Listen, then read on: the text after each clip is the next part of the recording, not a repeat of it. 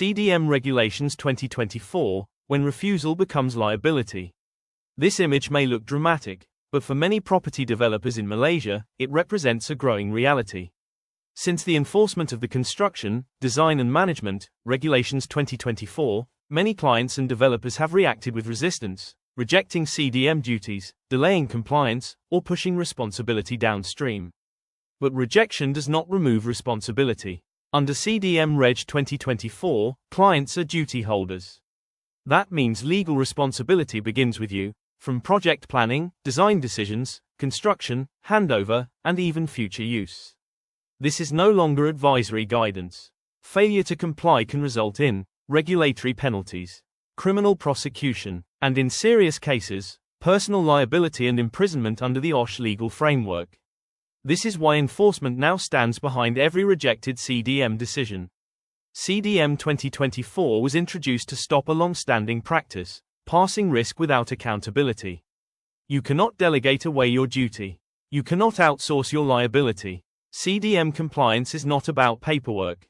It is about proving that risks were identified, eliminated, reduced, and managed before harm occurs.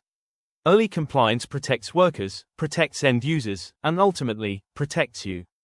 If you are a client or property developer, watch this message carefully. CDM Regulations 2024 are not optional. They define your duty, they define your exposure. Comply early, or face the consequences later.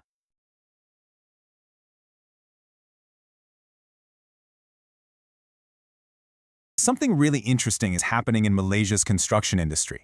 A new safety law, one designed to save lives, has been rolled out.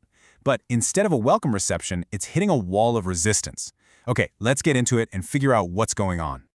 This quote, right here, it absolutely nails the problem. It perfectly captures the dangerous tightrope that so many in the industry are walking right now. You know, pushing back against these new rules, that's not a strategy. It's a massive gamble, where the legal and financial fallout is pretty much guaranteed to be way, way worse.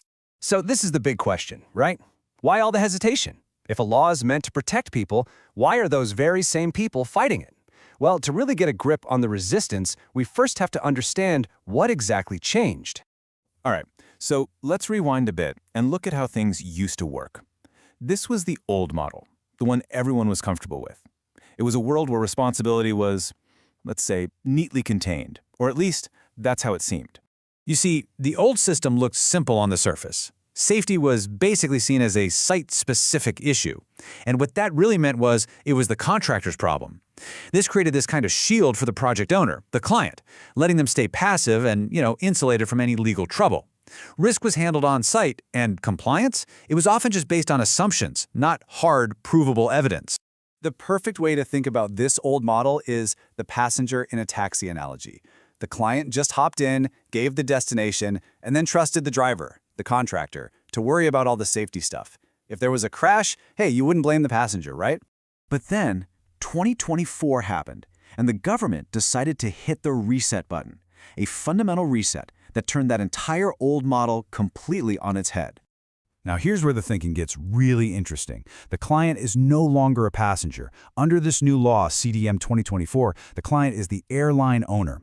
They don't personally fly the plane, of course, but they are absolutely 100% legally responsible for making sure the pilot is competent, the plane is designed safely, and that everything is in order before it even thinks about leaving the ground. So here's the absolute key takeaway. Safety has moved upstream. It's not just about the muddy boots and hard hats on the construction site anymore. Nope. It's now a series of traceable decisions that start way back in the boardroom and the design studio, long before a single shovel hits the dirt. And this diagram, wow, it just lays it out perfectly. Look at this. Accountability for safety now stretches across every single stage of a project's life. It's a continuous chain, starting from the very first idea, moving through design and construction, and going all the way to how the building is used and maintained years down the road.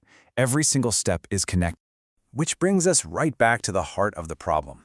If the whole point is to make things safer, why are the key players, we're talking clients, designers, and contractors, so reluctant to get on board with this new way of doing things? Well, for clients and developers, this change is just uncomfortable. Suddenly, they're exposed. They can't just pass the buck down the line anymore. That cozy legal insulation they used to have? Poof, it's gone. And the scariest part? Simply doing nothing, inaction, is now a liability in itself. Then you've got the designers, the architects and engineers, and man, they are caught in a serious bind. They're now facing legal exposure for risks that are totally new to them, like how a building is actually constructed or maintained. A lot of them were never trained for this, and now their own professional groups are telling them to be careful. You can see how that leads to hesitation. And finally, let's look at it from the contractor's point of view. To them, this new law can just feel like more cost and more paperwork. In a market that's all about winning the lowest price bid, these extra requirements feel like a burden. So if the client at the top isn't pushing for it, it's really easy for safety to get shoved down the priority list. Okay, so you can kind of see where everyone's coming from. The reluctance makes sense on some level. But here's the thing they're dangerously ignoring: the serious legal and financial pain that comes with not complying. This law has some serious new teeth. A huge part of this is something called Section 60A of the OSH Act.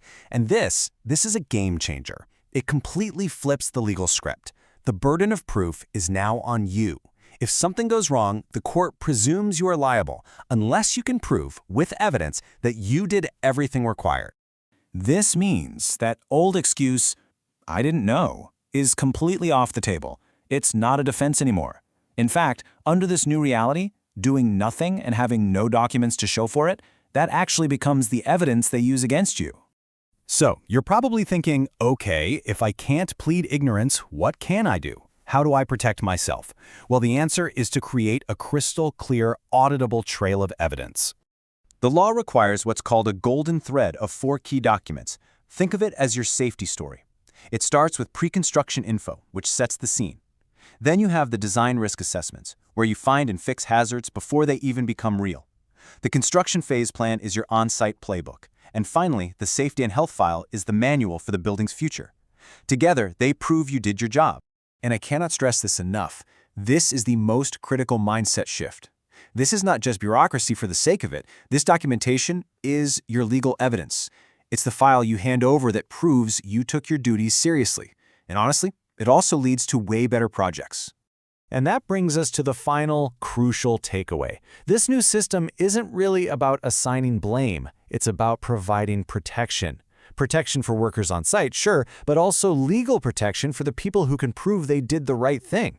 So when you boil it all down, the question isn't, can we afford to comply with this? The real question is, can we possibly afford the consequences of not complying? Thank you, and please follow up your understanding towards CDM compliance. Have a great day.